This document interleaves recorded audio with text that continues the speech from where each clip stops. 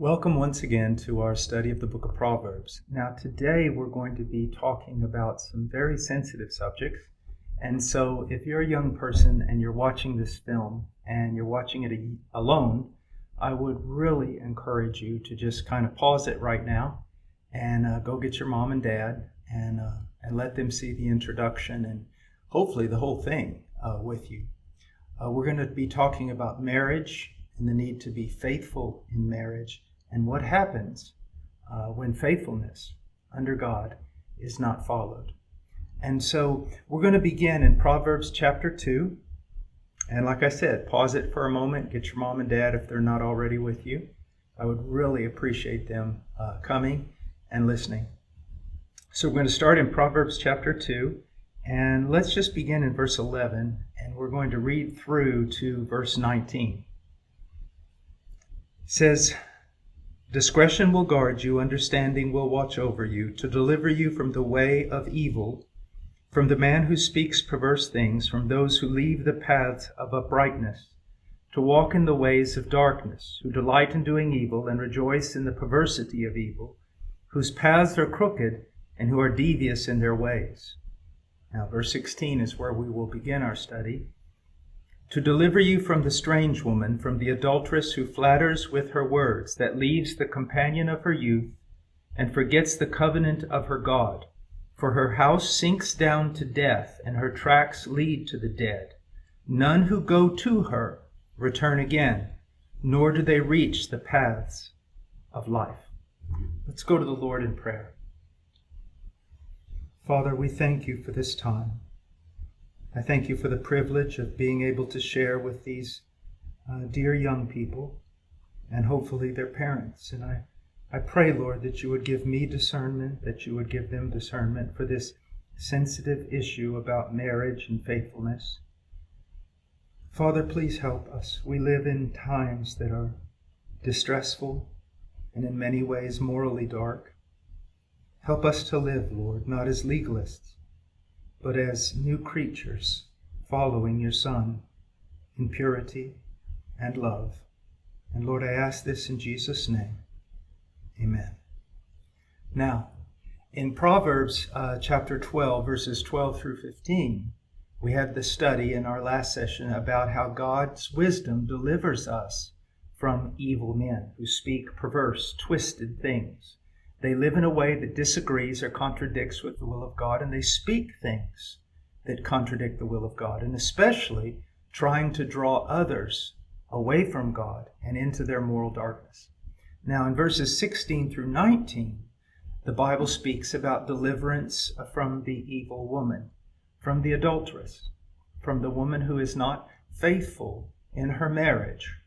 Now, God has used women here, an adulterous woman, but there are also adulterous men who are not faithful to their marriage covenant or their families. And so both of these things are very, very dangerous. One of the most important institutions in the Bible is the family. And the family is a way in which we can find protection, and we can find peace, and we can find instruction. And it is very important in the scriptures that we're faithful to each member of our family, that the husband be faithful to his wife and the wife to her husband, that the parents be faithful to their children and children be faithful to their parents, and finally the children also be faithful to one another. Well, let's begin our study.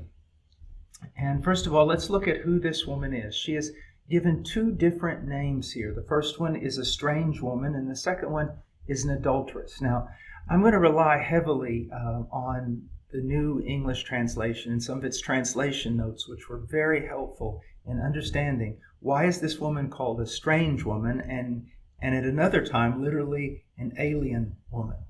So let's look. Strange woman. Let's look at verse 16. "To deliver you from the strange woman, from the adulteress," which literally means alien woman, "who flatters with her words." Now, the phrase strange woman, sometimes this refers to a person, man or woman, the word strange, as being ethically foreign to Israel. That means they're not of the bloodline of Abraham. They could also be called foreigners, strangers.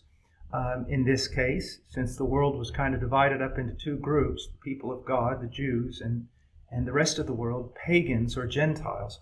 This term is often used to describe a Gentile. But sometimes it's used to, especially in the book of Proverbs and the book of Psalms, it is used to describe someone who is morally estranged from God and his covenant. And that means it's used to describe a person who may be of the bloodline of Abraham, may be a part of the nation of Israel, but who does not live according to the covenant, does not live according to the laws of the covenant, and does not fear God.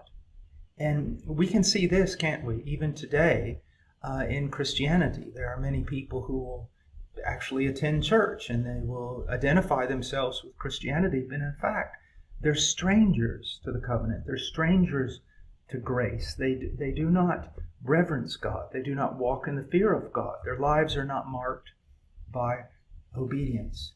And thirdly, the term strange is often used to describe the adulteress. And I want to be very, very sensitive here, young person, that I want you to understand it this way, that someone from outside your family who would seek to break up your family, and by either taking your mother or your father and making them a part of their family. So it would be, let's say you have a mother and father and three brothers, and all of a sudden there's a woman came along and she, through her words of flattery and deception, took your father away to be a part of her family, and he was no longer with you or your mother. Or someone came and a man with deceptive words and flattery came and broke up your family and took your mother and left you alone. So that's kind of the way I want us to look at it. I want us just to simply see here today the idea of the importance of marriage, the importance of a man and a woman staying together, and the importance of all of us living according to the commands of God within the context of our family. Now, the other word that is used here in verse 16, first of all, she's called the strange woman, or we could say strange man, and then the adulteress or the adulterer. Now, this word literally has almost the same meaning as the word we just described. Literally, it's the alien woman. Remember, it's the strange woman. Now it's the alien woman. And again, it can refer to someone outside of the bloodline of Abraham, outside of Israel, pagans or Gentiles. Secondly, it can refer to a person who's inside Israel in the sense that they're of the bloodline of Abraham, but they do not live according to the promises and commands that God has revealed in the Old Testament or among his people. And then finally, it can refer to a promiscuous person. That means a person who's not faithful in their relationships with others. For example, a husband who's not faithful to his wife and maybe goes away with another woman, or a wife who's not faithful to her husband and goes away with another man. And breaks up the family. Again, the family, like the church, was instituted by God. And what God has brought together in marriage and family, no man, no woman should seek to break apart. Now, let's look at the kind of woman, the kind of man, the kind of person that would enter into another family and break it up in this way. The type of man who would take another man's wife, the type of woman who would take another woman's husband.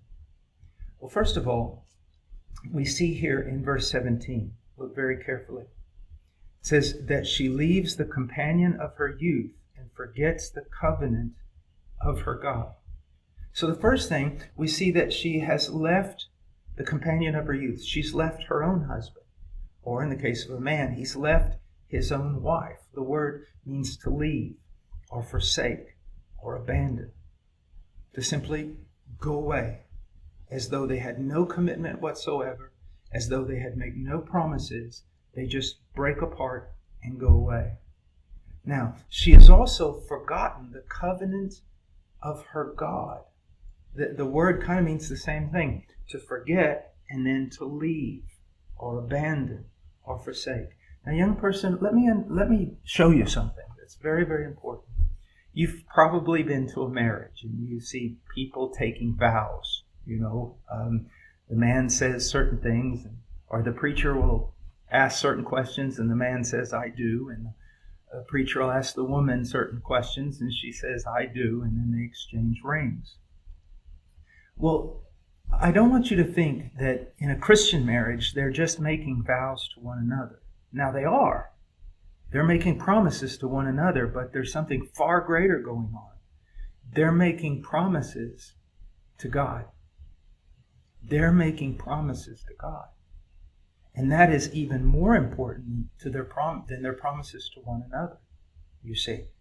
So when a person gets married, for example, let's say I'm a man and I'm married, and I'm married to a lady whose name is Charo. And when I made those promises to Charo that I would be faithful, that I would stay with her no matter what, well, I made those promises to God. Now here's the thing I want you to see. And then Charo also made promises to me. And in making those promises to me, she made promises to God. Now here's what I want you to see. My wife is a good woman, but she's not perfect. I hope to be a good man, but I'm definitely not perfect. So there are going to be times when maybe I give my wife reason to just be frustrated and say, oh my goodness, what have I done marrying this guy? Or my wife could do things in which, it's a disappointment. And so we can fail each other. And if I can say it this way, we can give each other reasons for the other one to be unfaithful and just say, I want to go away. I'm tired of your imperfections, you see. Or if my wife is impatient with me, I feel like I can be impatient with her. If I'm impatient with her, she can respond and say, you're not going to get lunch today. We always give each other reasons to maybe not be as faithful as we ought to be. But you see, we didn't just make promises to one another.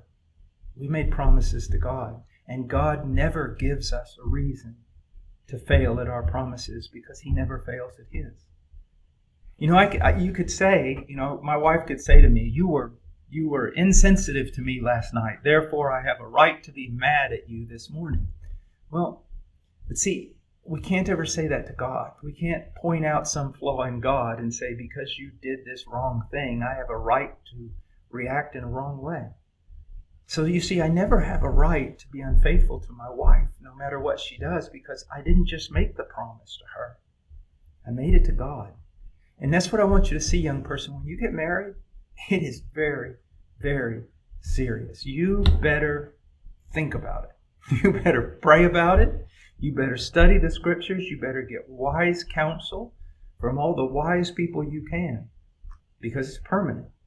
You're making a promise to God. But in this case, this woman has forgotten the covenant of her God. She just doesn't care. And that's just doubly wicked. I mean, it's one thing to forget your promises to another person. It's quite another to also forget and abandon all your promises and your vows to God. Now, here's something that I want you to think about. I just want to read this. I've said it, but I want to summarize it. Marriage is not just a human contract. A contract in law is, I promise to do something for someone, and they promise to do something in return. Well, marriage is also called a contract, in which I am making promises to my wife, and my wife is making promises to me, and we're both making promises to God. So marriage is not just a human contract between a man and a woman, but marriage is also a contract or covenant between man and the woman and God. Now that makes you think a little bit differently, doesn't it, about marriage? That it is a very solemn, very beautiful thing. And you shouldn't enter into it fearfully, but you should enter into it knowing that it's the will of God and that others affirm it, and with the greatest intention of having a lifelong commitment. Now, here's what I want you to think. Let's say that some woman comes along, you're married, and she says, no, I'm better than your wife. Come and be with me. I will be faithful to you. I will be a blessing to you. Or a man comes along, you're a girl and you're married, and a man comes along and says, leave your husband and leave your kids. I will be good to you. I will be better to you. I will be faithful. Well, here's something I want you to realize. They have been unfaithful to their own spouses, and they have been unfaithful to God. So what makes you think they're going to be faithful to you? If a man will be unfaithful to his wife and then make promises to another woman, why should that woman believe him? Or vice versa. Now here's something I also want you to see, young person. It's very, very important. Just listen. I'm going to read it. If you have a friend who lies about other people to you, they gossip to you about other people, and they're unfaithful to their other friends, what makes you think they're going to be faithful to you? You see that?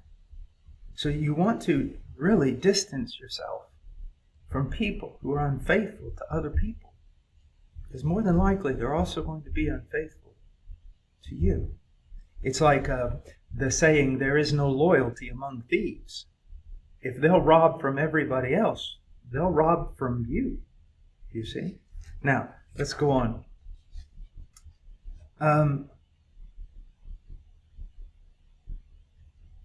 Here's something else I want you to think about. I had to pause for a minute. If the young man or young woman one day that you're thinking about marrying is not faithful to their own parents, if they are always disobeying their own parents, if they're slandering their own parents, what makes you think they won't do the same to you? You see, this is something we rarely consider. We see someone very disobedient, very slanderous, very offensive to others, but they call themselves our friend, or they say they want to marry us, want to be faithful to us. But if they're not faithful to other important people in their life that God has placed there, what makes you think they're going to be faithful to you? Now, I know that there are dysfunctional families, and I know that there are children that have very, very dysfunctional parents, but I'm just talking about the normal situation, normal family, normal parents. I always tell my children, I tell my boys, if that girl that you're thinking about marrying is very disobedient to her parents, what makes you think she's going to want to follow you? Or I tell my daughter, if the young man you're thinking about marrying is not respectful to his mother, doesn't honor his own mother, what makes you think he's going to honor you?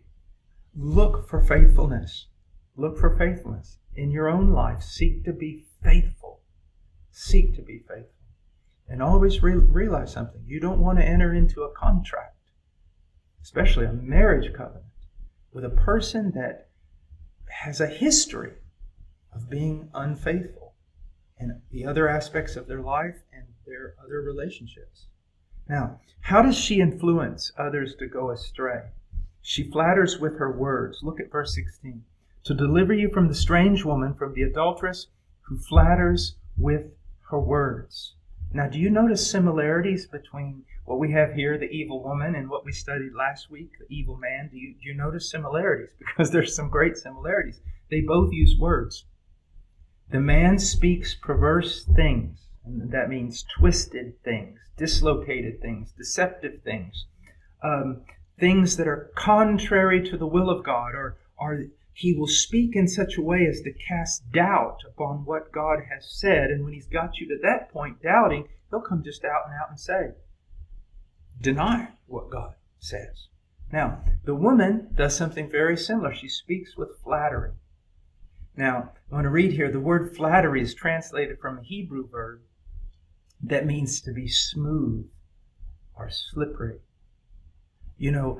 People say that was a good drink because it went down so smooth, you see. And she will speak smooth words to you. And what does that really mean? She will play on your pride and your desire to be exalted. She will play on your pride and your desire to be exalted. Let me say it another way. She will play on your pride and your desire to be worshipped. She will say things about you. She will exalt you. She will make you think she thinks you are the greatest thing ever. When in reality, you're probably just like me. We're just normal people. Now, there are people in this world, and I want you to see this, young people. Not everybody is bad. There are good people. God has some good people on this planet. And there are people who are great encouragers. I know some people like that, and they're just wonderful, and I want to be more like them. They will always encourage you. You're doing better. You're doing great. I'm so proud of you. And I've learned as a father that I need to be more encouraging to my children, to my wife. There's so much power. But there's a difference between encouragement and just flattery.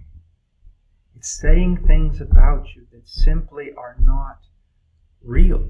It's not reality. And it plays on your ego.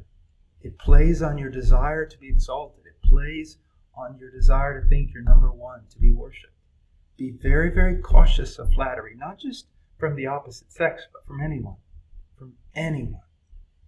And learn how to discern the difference between encouragement, which is a biblical thing and healthy, and flattery, which is unbiblical, deceptive, and very, very harmful. Now, I want to look at this for just a moment, her speech. If you go to Proverbs 5,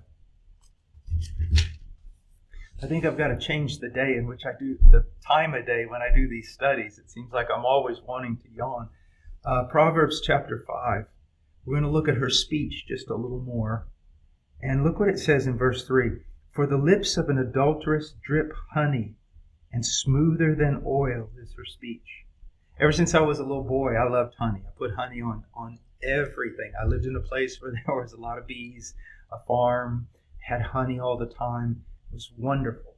All right. And then oil. It's referring probably to olive oil. My wife is Mediterranean, and I love Mediterranean food. She puts olive oil in everything. And olive oil is so smooth. It's so delicious. And that's the type of speech. And here's something very important that I forgot to mention. The encourager, the true encourager, will also speak truth to you that sometimes will hurt, sometimes even offend. He'll not just say good things, but he'll also say healthy, corrective things. Where the flatterer, no. There's no medicine with the flatterer. They're never going to give you anything bitter or hard to swallow. It's always going to be things that your flesh, your ego wants to hear. And it's very dangerous because what are they trying to do? Manipulate you. Take control of you. Use you. Be very, very, very careful of that. Now, it also says, but in the end she is bitter as wormwood. Bitter as gall. It'll go down smooth, but in the end, you'll suffer for it. You'll pay for it. Just like when maybe sometimes you've gone and said, man, I'm going to tear up this whole gallon of ice cream while no one's home. It was so good going down, but about a half hour later, you were hurting. You were really, really hurting. And that's what we're talking about here. Also, sharp as a two-edged sword. The Bible often mentions swords, but when it mentions a two-edged sword, a very dangerous, dangerous thing that can cut and can kill. And this is her speech. And we've seen that. Now look at this. Just look at this for a moment. We've been confronted with the evil man, the evil woman, and in both cases they use evil speech to trick, to deceive. Now, I want us to think for a moment. Just go to John 8. Keep your place here in Proverbs. And let's go to John 8:44 for just a moment.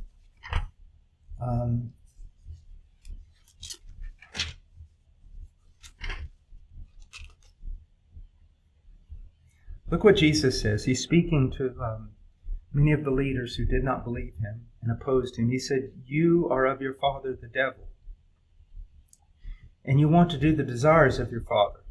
He was a murderer from the beginning. It's referring back to the garden from the beginning, and does not stand in the truth because there is no truth in him. Whenever he speaks a lie, he speaks from his own nature, for he is a liar and the father of lies. The devil is a liar.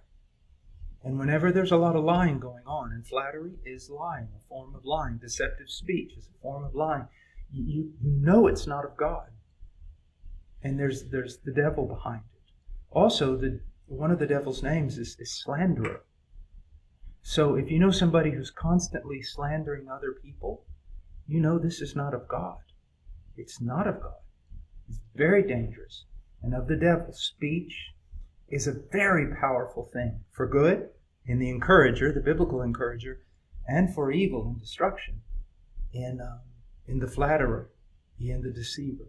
Now, I want us to go back, not to Proverbs. Let's jump all the way back to the front of the Bible again and go to Genesis 3 and look at this. Just look at it. Here we see both things. We see both things. Deception and, in a sense, flattery. Now the serpent, verse 1, was more crafty than any beast of the field which the Lord God had made. And he said to the woman, Indeed has God said, You shall not eat from any tree of the garden. He's casting doubt. He hasn't denied it. He's just casting doubt. He's putting that little seed of doubt in the head of Eve. And the woman said to the serpent, From the fruit of the trees of the garden we may eat, but from the fruit of the tree which is in the middle of the garden, God has said, You shall not eat from it or touch it, or you will die. Now, out and out, lie. The serpent said to the woman, You surely will not die. Now, all right, that's deception. That's lying. But now we're going to see at least a hint of flattery. For God knows that in the day you eat from it, your eyes will be open, and you will be like God, knowing good and evil. He's setting something before. You know this. Remember I talked about flattery was the desire to be worshipped? There's this inherent thing in our flesh, in our fallenness. It's the desire to be God, to take His place, and to sit on that throne and to receive the worship. I've heard many godly men say this. I don't know with whom it originated. But have you ever met a person who everything they do, the way they dress, the way they talk, everything, it seems to be to draw attention to themselves. And I've heard godly men say, when you do that, when you're telling everybody in the room, look at me, you're saying, don't look at God, don't look at God. Look at me, look at me. And that is a very, very dangerous thing to do. Now, what is the result of following her? Let's go back to Proverbs. Excuse me. Man, I tell you, I need to get more sleep. Proverbs Chapter 2. And the result of following her is just death. And it's said in such a powerful way, for her house sinks down to the dead, and her tracks lead to the dead. None who go to her again, nor do they reach the paths of life. None who go to her return again, nor do they reach the paths of life. You can't be more emphatic than that. I remember one time in this other country, someone, I guess, had just, desecrated a cemetery or something. I happened to be going through there, and it was horrible. Inside these mausoleums and everything, they were just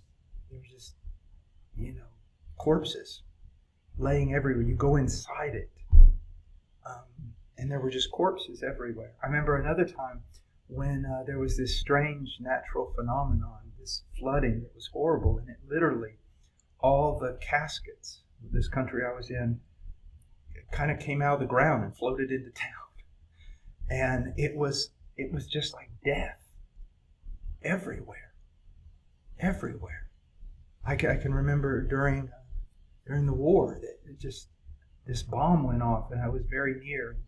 A lot of people were killed, laying on the ground, and I can remember walking through them and blood on my shoes and just death everywhere.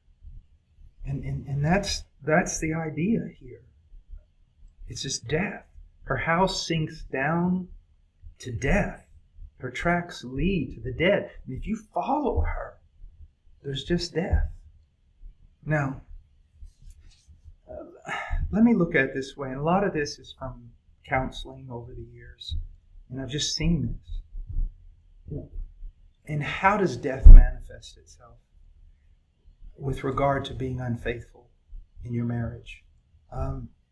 It's like death to the marriage, and in a sense, death to the children. I've been in counseling sessions right after a husband or a wife has said that they're leaving, and they walk out the door, and the other spouse calls me or the other pastors, and we show up, and there's maybe the wife sitting there, or the husband, and the children, and maybe in-laws or something. And when you walk in, they're literally sitting there in a room, and it looks just like when you walk in after someone in the family has died. It's just like death.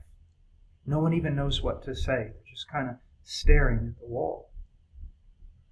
So she's, in one sense, by leaving her husband, leaving her children, she's caused death to her own family. But then there's death to the marriage and the children of the man who goes away with her, or the woman who goes away with an adulterous man. It just brings death to their own family. So here's two families now destroyed. Also, young person, now listen to me very, very carefully. These things not only apply to people who are married, but this is going to sound funny, but I remember the first time I told my boys this, and they were probably, 6 years old or something. And I told them that they needed to be faithful to their wives. And I've told my daughter the same thing. As a matter of fact, we had a study a couple weeks ago, and I mentioned this again. The need for my children, even though none of them are married, to be faithful to their future wife and their future husband. And not only that, not only be faithful, but to pray for them. You see, if you're a young person, you're listening to me right now, and you're single, let's say you're even 10 years old or 12 years old, it's more than likely that if you're a guy, that your wife is already born. And that if you're a girl, that your husband is born. He's out there somewhere. He's a little boy just like you're a little girl. He's out there. And one day you're going to meet him. Or if you're a guy, one day you're going to meet her. And so you need to be faithful to her now. You need to be faithful to him now. Now you need to be faithful. Do you see that? You say, well, I'm not married. But that doesn't make a difference. You will be married, so be faithful to them now. And be faithful to your God now. Also, let me encourage you, young person. I know, let's say you're 7 years old, and you think, oh, this sounds crazy, but it's not. Pray for your future spouse. Pray for them. You're a young guy. Let's say you're 14, and your wife is alive, more than likely. She's going to go through difficulties. She's going to go through trials. It doesn't matter that you don't know her yet. God knows her, and you can pray for her. Lord, I pray for my future wife. Lord, I pray for my future husband. Please help them today. Please help them through the trials of their life. Please help them that they might know you and that they might grow. You see that? Just think, if you don't get married for another 15 years, you've already prayed for your spouse for 15 years. That's got to mean something. And so think about that. Now, there's another thing that happens when you're unfaithful to your wife or unfaithful to your husband and you go off with someone else in an unfaithful manner. There's another way in which death can, in a sense, it's a death to your reputation. Look in Proverbs Chapter 5. Look in Proverbs Chapter 5, verse 14. And this is in the case of a young man who follows after an adulteress. And he says in verse 14, I was almost in utter ruin in the midst of the assembly and congregation. You have a reputation. And there, all sin is sin. And all sin is vile before God. But there are some sins that wreak greater damage, wreak greater havoc, not only on yourself, but on everyone involved. And adultery is one of them. Being unfaithful is one of them with regard to marriage and relationships. And it's not impossible, but it's sometimes very, very hard, if not impossible, to reach full restoration after doing something like that. And I'll give you an example by looking in Proverbs 6. Look in verse 30. Men do not despise a thief if he steals to satisfy himself when he is hungry, but when he is found, he must repay sevenfold.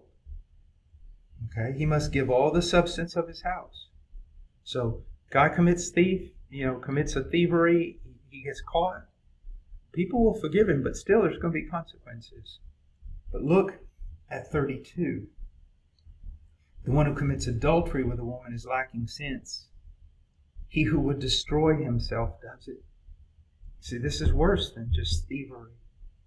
Wounds and disgrace he will find, and his reproach will not be blotted out. Okay? You gain a reputation. Now, young man, listen to me. Young lady, you don't have to be married to gain a bad reputation in this area. Not only should you be, like I said, praying for your future husband or wife, you should be faithful to them now. Don't gain a reputation of being a young man who has, always with making promises and breaking the hearts of young ladies. And don't be known as a young girl who does the same thing. Because not only are you not being faithful to them, you're not being faithful to your God, you're not being faithful to your future spouse, and you're not being faithful to your parents. And you're creating a reputation that's going to be hard to cleanse. Now he talks about, verse 34, the husband's response of the woman that you have taken. For jealousy enrages a man, and he will not spare in the day of vengeance. He will not accept any ransom, nor will he be satisfied, though you give him many gifts. Now, I'm not saying that in Proverbs is saying right or wrong here. Proverbs is just stating fact. You steal from a man, he's going to be angry. He may forgive you, but he's still going to require that you repay. But you take a man's wife, or you take a woman's husband, and restoration will be very, very hard to find. Now, I want you just to know this, that one day you will marry, most likely. Be faithful now. Honor God in everything. And it's a lot easier to stay faithful when you realize that you're not just being faithful to a future spouse, you're being faithful to God now. Another thing is, it's very important, if you're faithful now, you keep yourself pure. Don't enter into a lot of relationships with the opposite sex or anything like that. Be very, very careful. It will bless your future marriage. You'll have less problems in your future marriage if you stay faithful now, even before your marriage. All right, well, we have come close to the end of chapter 2. We've got one more thing that we're going to teach on, and we'll do that in the next lesson. So God bless you, and thank you for watching these videos. I hope they're a blessing. God bless.